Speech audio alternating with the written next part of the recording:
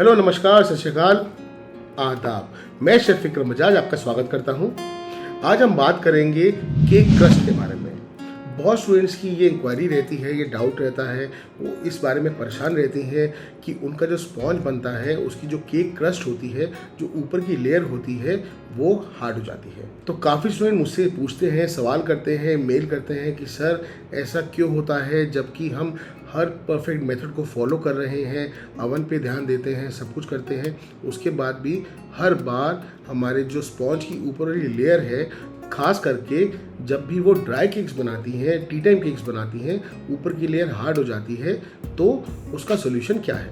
क्योंकि देखिए, अगर आपकी जो केक की क्रस्ट है वो ऊपर की लेयर हार्ड हो जाए या ड्राई हो जाए और वो जो स्पॉन्ज है वो आप क्रीम केक के लिए यूज़ करने जा रहे हो, तो उससे कोई फ़र्क नहीं पड़ता। जैसा कि आप जानते हैं, ऊपर की लेयर को हम कट ऑफ करके साइड कर देते हैं, वो हमारे काम की नहीं होती।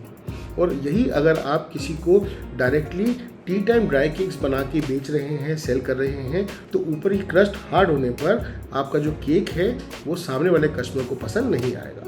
तो अब मैं आपको कुछ पॉइंट्स बताऊंगा जहां पर आप ये छोटी छोटी गलतियां कर जाते हैं, जिसकी वजह से आपकी जो केक की क्रस्ट है वो हार्ड हो जाती है।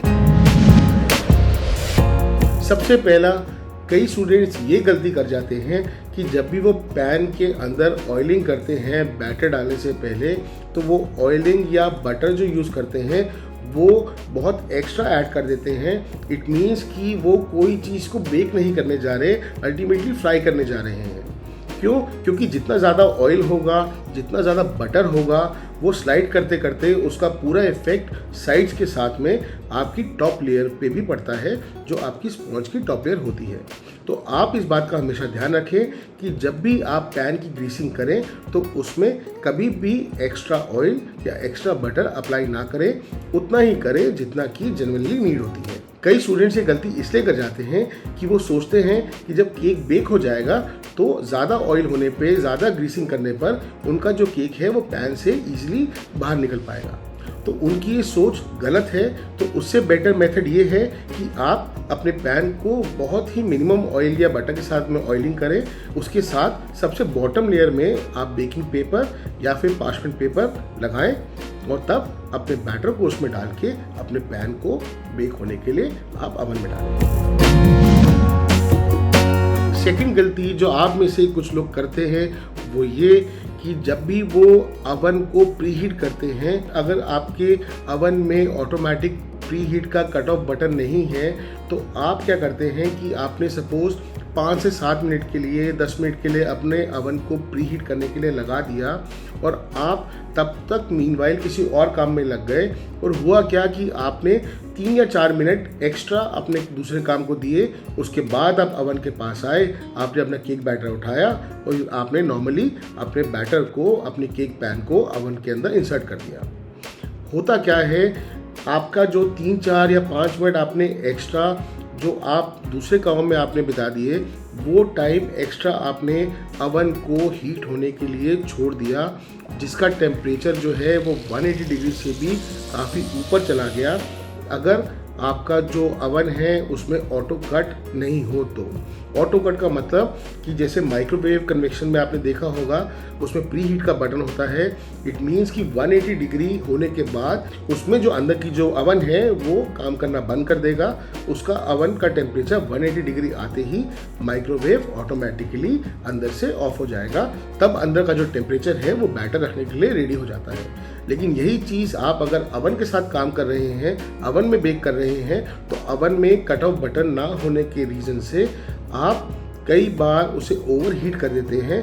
और ओवर हीट अवन में अपने बैटर को डालने के बाद जब आप उसको बेक करते हैं अपने नॉर्मल टाइम पे, तो उसका रिजल्ट यही होता है कि ऊपर की जो क्रस्ट है वो हार्ड हो जाती है।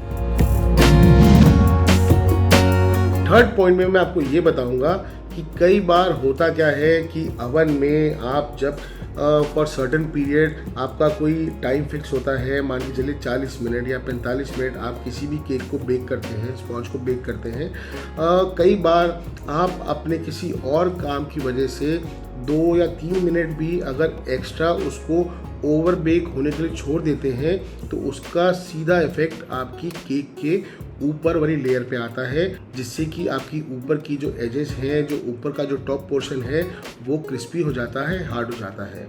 आप ये समझना कि अगर केक को जो एग्जैक्ट टाइम मिलना है उसके बाद आपने एडिशनल 2 या 3 मिनट भी उसको ओवर बेक कर दिया तो उसका सारा इम्पैक्ट केक की एजेस पर आएगा। केक के अंदर भले ही वो इतने जल्दी ना आए, लेकिन एजेस पे या टॉप पे वो बहुत जल्दी अपना इम्पैक्ट देता है। तो आपको टाइम का खासकर ख्याल रखना है। तो जब आपका स्पॉन्ज प्रॉपर टाइम में बेक हो जाए तो आप प्लीज़ उसे ओवर बेक ना होने दें। टाइम से अपने स्पॉन्ज को बाहर निकालिए और उसे ठंडा होने के लिए एक कपड़े के नीचे ढक के छोड़ दीजिए।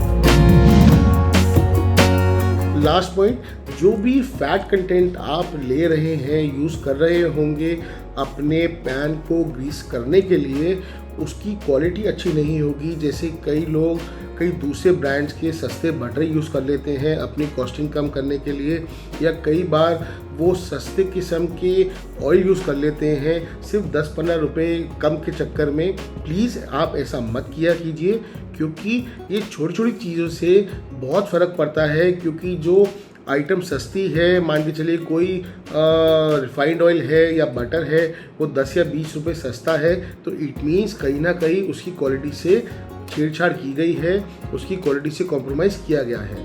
तो आपका जब केक बन के आता है तो वो रिज़ल्ट नहीं आएगा जो कि आपका बेस्ट इंग्रेडिएंट के साथ में आना चाहिए।